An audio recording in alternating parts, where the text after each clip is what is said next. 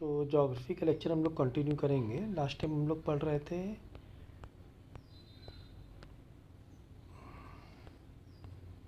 अम,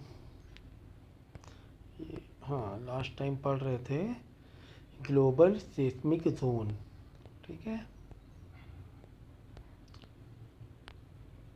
ये देखो, ये हम लोग पढ़ रहे थे। ठीक है, तो बेसिकली इसमें अर्थ के कुछ हॉट पॉइंट बताए गए हैं जहाँ पर अर्थक्वेक फ्रिक्वेंटली ज़्यादा आता है और कहाँ पर कम आता है। तो जब आप ये देखोगे, ये लाइट कलर है मतलब लो है, यहाँ पर इन कलर वाले एरिया में चांसेस कम हैं अर्थक्वेक के और डिस्टर्बेंस के।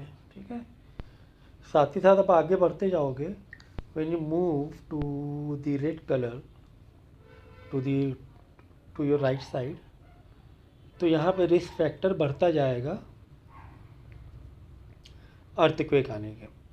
तो ये हम लोग ने देखा था कि the major the majority of major earthquakes occur beneath earth surface around the fault lines, place where tectonic plates meet. Under pressure, the plates shift suddenly, which cause rock to crack and movement in the earth crust. The stored energy is released in the form of seismic waves of varying strength। ठीक है, तो जहाँ पे जिस तरह energy release होती है, उसके अंदर की जो पोटेंशियल एनर्जी होती है, हीट कह लो आप, रिलीज होती है, तो जो टेक्टोनिक प्लेट्स हैं वो आपस में वाइब्रेट करने लगती हैं। तो वहाँ से फिर एक वाइब्रेशन की वजह से अर्थ का वो जो सरफेस एरिया है, और सम टाइम उसका जो एक होता है एपिक पॉइंट, तो उस पॉइंट हो सकता है वो ज़मीन के काफ़ी नीचे होता है। वो जो पॉइंट होता है मेन, जो जहाँ पर वाइब्रेशन हुआ है, वो अर्थ के काफ़ी नीचे होता है वो। तो जैसे आप ये एरिया देखोगे, अगर चलो इंडिया के पास कह रहे लेंगे, तो ये देखो, ये हिमालय एरिया है, यहाँ पर है ना, और यहीं पर नेपाल भी है। यहाँ पर अर्थक्वेक के चांसेस ज़्यादा होते हैं आने के। ठीक है ना, ये हो गया। प्लस यहाँ पर देख लो, ये साइड इंडोनेशिया साइड और बर्मा साइड, यहाँ साइड में अर्थक्वेक बहुत आती है। जापान साइड देख लो, इधर भी अर्थक्वेक आते हैं काफ़ी। यहाँ पर देख लो, थोड़ा सा यूरोपियन पार्ट है, गल्फ़ कंट्री का पार्ट है, यहाँ पर भी अर्थक्वेक बहुत आते हैं। अफ्रीका तो काफ़ी बिल्कुल, यू नो, अफ्रीका में तो कहीं पर भी एक रेड या ऑरेंज जोन दिख ही नहीं रहा है, बिल्कुल क्लियर है। तो यहाँ पर अर्थक्वेक आने के चांसेस बहुत कम है। सऊदी अरेबिया में भी काफ़ी कम है। ठीक है, नहीं के बराबर है। और नाउ अगर हम लोग यहाँ आ जाएं अमेरिका साइड, तो यहाँ आपका ऊपर जो है ये नॉर्थ अमेरिका है और ये साउथ अमेरिका है। ठीक है, तो अब नॉर्थ अमेरिका में देखोगे तो ये यहाँ पे न्यूयॉर्क है, न्यूयॉर्क, शिकागो, मिशिगन एरिया यहाँ पे लगता है। तो ये सब तो एरिया क्लियर लग रहा है। ठीक है, थोड़ा सा पार्ट है वो भी बिल्कुल नॉर्थ में, कनाडा साइड में। यहाँ साइड आप आओगे, कैलिफोर्निया साइड, ये साइड आओगे आप, यहाँ पे थोड़ा सा अर्थक्वेक का रिस्क फैक्टर है। ठीक है ना, यहाँ पे ये, ठीक, यहाँ पे कैलिफोर्निया है और भी एक दो स्टेट्स हैं यहाँ पर। तो यहाँ पर अर्थक्वेक के चांसेस हैं। ठीक, क्योंकि यहाँ की जो प्लेट्स है ना, वो प्लेट कहाँ पे आके सेम प्लेट है इधर जापान साइड में। अर्थ राउंड अगर आप लोगे तो वापस यहाँ पर आ जाओगे। ठीक है ना, ये जापान जापान और कोरिया सब ये साइड में ना, तो इधर अमेरिका है, अमेरिका ये साइड में है। ऐसे घूमोगे तो ये साइड जापान, फिर रशिया, और एशिया वापस आ जाता है। ठीक है, इतनी मैप की नॉलेज होना चाहिए। तो ये जो पार्ट है वो वही वही पार्ट कंटिन्यू हुआ है।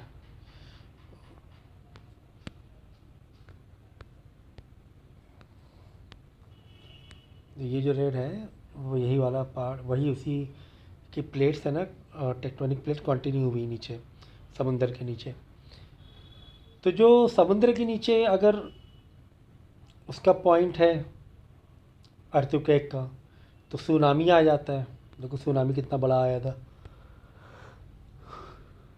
ये 2011 में आया था जहाँ तक मेरा ख्याल है।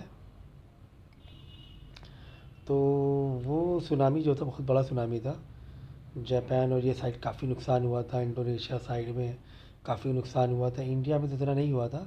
लेकिन ये जो एरिया, ये एरिया तो बहुत ज़्यादा लॉस, मतलब लाखों लोगों की जानें गई थी और काफ़ी नुकसान हुआ था ये साइड में। ये साइड में है जापान, इंडोनेशिया, फिलीपींस, ये साइड में पूरा, ये साइड में सुनामी आया था, बहुत बड़ा सुनामी आया था। मतलब समंदर के साइड में शहर गांव बसे थे ना, वो तो पूरे डूब गए थे। ऐसा सुनामी था, बड़ा बड़ा सुनामी था। इंडिया में भी थोड़ा बहुत इफेक्ट हुआ था उसका, ये साइड में, साउथ साइड में। तो समुद्र के नीचे अगर भूकंप आया है, अर्थक्वेक, तो उसी को हम लोग बोलते हैं सुनामी। ठीक है ना। तो यहाँ अमेरिका की बात कर रहे थे हम लोग। तो ये साइड में मैंने कहा था कैलिफोर्निया और वो साइड में थोड़ा बहुत रिस्क फैक्टर है। When you move to South America, तो यहाँ पे आप देखो चिली, चिली है, देखिए इधर अर्जेंटीना है, इधर ब्राज़ील है। मैप थोड़ा सा पक्का होना चाहिए आपका, तो ज़्यादा अच्छे से समझोगे। मैप पक्का नहीं है तो फिर पढ़ाई करने में मज़ा नहीं आएगी उतनी, अंडरस्टैंडिंग लेवल आपका डाउन रहेगा। तो ये जो साइड है, ये side, this is very sensitive part in south America. बाकी जैसे आप इस तरफ देखो, तो हमें ये समझ में क्या आ रहा है, मतलब अगर हम ऐसे देखें अर्थ का ये पार्ट देखें, तो ये पार्ट इस तरीके से काफ़ी सेफ है ना, ये साइड काफ़ी सेफ है। और ऐसे देखें तो ये साइड काफ़ी सेफ है ना। तो अर्थक्वेक के चांसेस एक्चुअली मेन कहाँ है, अगर हम देखेंगे कि अगर एक अर्थ, जिस तरह हमारा सेंटर पार्ट देखें अर्थ का, तो सेंटर पार्ट में अर्थ के अगर सेंटर पार्ट, हाँ यहाँ पे अर्थक्वेक बहुत आते हैं ये साइड में। बाकी ये सारा एरिया सेफ हो जाता है, ये एरिया सेफ हो जाता है। ये जो सेंटर पार्ट है यहाँ पे अर्थक्वेक आते रहते हैं। अर्थक्वेक आता है तो भाई बड़ा नुकसान होता है। तो इंडिया की बात करें तो ये भी पहले हम लोग ने पढ़ा था इंडिया में कि यहाँ साइड में तो बहुत ही ज़्यादा ये ज़ोन 5 है। ये साइड में सिक्किम हुआ, मिज़ोरम हुआ, मेघालय हुआ, ये साइड में काफ़ी। यहाँ पे गुजरात में कच्छ साइड है, गुजरात का जो नॉर्थ साइड है, यहाँ पर भी है। कश्मीर में कुछ एरिया है, और नेपाल से जुड़ा हुआ जो हमारा एरिया इंडिया में है। अगर इंडिया की बात करें तो हिमालय के डाउनल में अर्थक्वेक के चांसेस रहते हैं। बाकी वैसे तो महाराष्ट्र में भी काफ़ी बड़ा भूकंप आया था। महाराष्ट्र के आई थिंक लातूर में आया था, बहुत लातूर में आया था शायद। और गुजरात के यहाँ पर आया था, बहुत बहुत ज़बरदस्त 2001 में आया था अर्थक्वेक।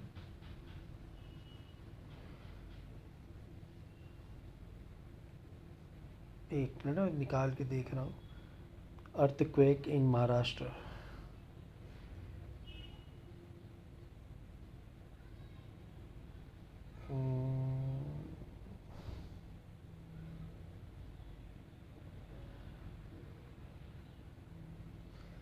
बिगेस्ट अर्थक्वेक इन महाराष्ट्र, हाँ लातूर में आया था, रात में आ गया था बिल्कुल। और बहुत मतलब 6.2 रेक्टर स्केल था। और more than 10,000 people lost their life, more than 10,000, 30,000 40,000 तो घायल हो गए थे। और कम से कम 50 के ऊपर गांव बर्बाद हो गए थे, जबकि गांव में था, गांव एरिया में आया था। The AP centre was near Killari village in Latur district. तो एपी सेंटर है ना एक गांव में था। अच्छा कि शहर में नहीं था, तो और भी ज़्यादा हार्मफुल और डिस्ट्रैक्टिव हो सकता था। तो ये अर्थक्वेक 1993 में आया था, आई थिंक रात में 3 या 4 बज रहे थे तब आया था। लातूर में। फिर अर्थक्वेक इन गुजरात 2001 में आया था गुजरात में, कच्छ में, सॉरी नॉट कच्छ, भुज में आया था। हाँ, कच्छ का ही रीजन है। तो बहुत बड़ा भाई है, तो जो था, क्योंकि हमें याद है काफ़ी, मतलब बच्चे 26 जनवरी को आया था, याद आ गया। तो बच्चे सब बाहर रैली निकाल रहे थे, वो बेचारे बिल्डिंग बड़ी बड़ी बिल्डिंगें गिरी थी इसमें, उसी में दब गए थे बेचारे। तो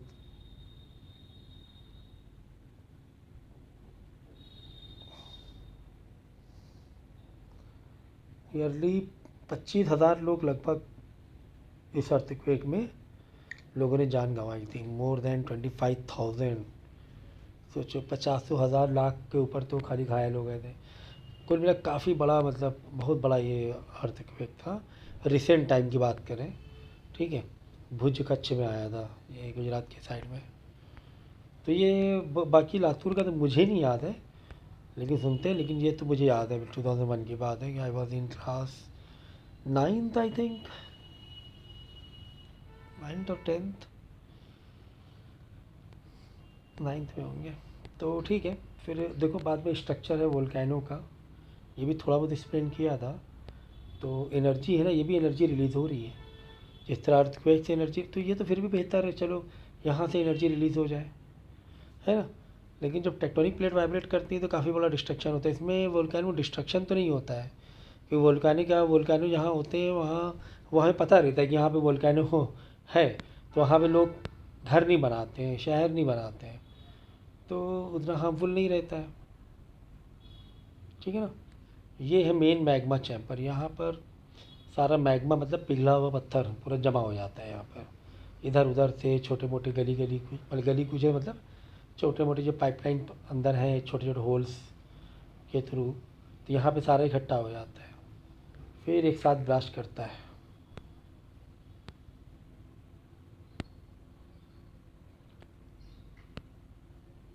ठीक है, मैग्मा चैम्बर है।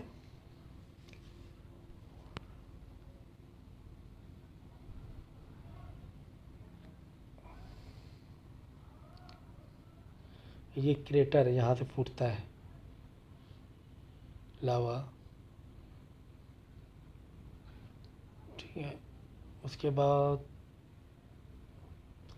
यही सब है, छोटे मोटे टर्म दिए हुए हैं। तो ये टर्म जब आप इसको डिटेल में पढ़ोगे तो और अच्छे समझ में आ जाएगा। फिर देखो एटमॉस्फेयर की लेयर है, ये मैंने आपको बताया था कि किस लेयर में हम लोग हैं। हम लोग ट्रोपोस्फेयर में हैं। फिर स्ट्रेटोस्फेयर है, जहाँ पर एरोप्लेन ट्रैवल करते हैं। ठीक है, और स्ट्रेटोस्फेयर में ही ओजोन लेयर है। ओजोन लेयर कहाँ है, याद रखना, कहाँ है ओजोन लेयर, स्ट्रेटोस्फेयर में है। ठीक है, ट्रोपोस्फेयर में नहीं है। क्लाउड और हेलीकॉप्टर ये सब ट्रोपोस्फेयर में ही ये करते हैं, रहते, मतलब ट्रैवल करते हैं। तो ये मैंने समझा दिया था पूरा। अब यहाँ पे आ जाओ हॉरिजॉन ऑफ सॉइल में। अब हॉरिजॉन ऑफ सॉइल में आप देखोगे किस तरीके से अर्थ का स्ट्रक्चर नीचे की तरफ दिया हुआ है। तो ऊपर है ना सॉइल किस तरीके से फॉर्म्ड है, देखो ये देखो ऑर्गेनिक दिया हुआ है। ये सरफेस अर्थ का है, जहाँ पर ग्रास या फिर वेजिटेशन पाई जाती है, वो वाली जो लेयर है सॉइल की, इसे क्या बोलेंगे हम लोग, ऑर्गेनिक सरफेस में जो है। इसके बाद सबसे है जहाँ पर पेड़ की पौधों की जड़ें तक जाती हैं। ठीक है, उसकी जो रूट्स होते हैं वो सब सॉइल में, सब सॉइल बोलते हैं, मेन सॉइल है ये, सब सॉइल है। उसके बाद सब स्ट्रैटन है। यहाँ पर यहाँ की जो सॉइल होती है थोड़ी सी टाइट हो जाती है, यहाँ की ये सॉइल टाइट होती है, यहाँ तक है ना जड़ें, रूट्स है ना यहाँ तक नहीं पहुँचती हैं। रूट सिर्फ सब सॉइल तक ही रहती है। ठीक है, उसके बाद देखो बेड रॉक है, ये थोड़ा पथरीला पार्ट है, तो ये पूरा स्ट्रक्चर ऊपरी तौर पे हमने देखा सॉइल के हिसाब से। ठीक है, छोटा सा मतलब एक गहरान देखी है, पूरा अर्थ का नहीं देखा है, पूरा अर्थ के प्लेट्स अलग अलग होती हैं। ठीक है ना, तो देखो किस तरीके से यहाँ पर इसका एक फॉर्मेशन हुआ है, किस तरह एयर और वाटर मिल रहा है, यहाँ पे दिया हुआ है। देखो, हमें पता है कि ऊपर की ज़मीन के बाद नीचे क्या होता है, पानी होता है। ठीक है ना, अब यही जो सीपेज मतलब इसके थ्रू है ना, पानी मतलब जैसे बारिश होती है तो पानी है ना नीचे आ जाता है। ठीक है ना, तो वहीं से उसको पौधों को पानी खींचते भी हैं। ठीक है, तो ग्राउंड वाटर जो है वो थोड़ा सा नीचे होता है, तो वो वाटर ग्राउंड वाटर कहाँ से आता है, जो बारिश होती है तो बारिश का ही पानी क्या होता है नीचे नीचे समाया जाता है, तो वही ग्राउंड वाटर बनता है। ठीक है, तो ग्राउंड वाटर बहुत ज़रूरी है वेजिटेशन के लिए भी, याद रखना।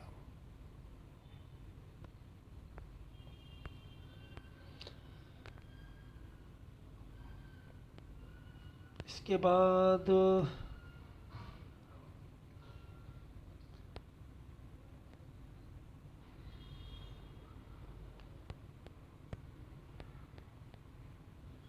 जो डेटा दिया हुआ है तुम्हें,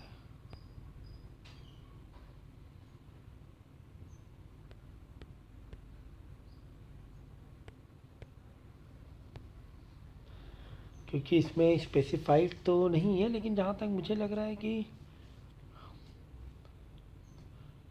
ये डेटा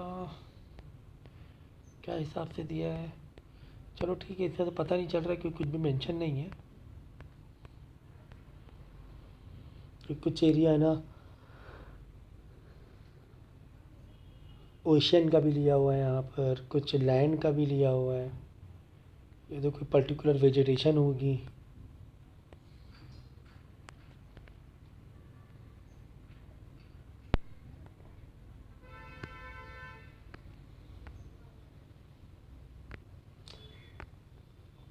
फिर बायोमास वर्ल्ड मेजर कम्युनिटीज़ कहाँ कहाँ पर हैं जो इन्वायरमेंट का ख्याल रख रही हैं। ठीक है ना, अर्थ के इन्वायरमेंट का मेजर कम्युनिटीज़ हैं। इस पर आगे बहुत सारे क्वेश्चन आते हैं। जिनोवा कॉन्फ्रेंस हुआ, रियो डी जेनेरियो कॉन्फ्रेंस में क्या हुआ, कैसे ओजोन लेयर के लिए अलग अलग मीटिंग हुई हैं, जहाँ पर पॉल्यूशन कंट्रोल करना है हमें, ओजोन लेयर को बचाना है, तो काफ़ी सारी कम्युनिटीज़ हैं। ठीक है, तो ये सब आई थिंक मैंने करा दिया है, तो इसको बहुत अच्छे से कर लेना। फिर जो डाउट है तो पहले तो डाउट क्लियर करना। ठीक है।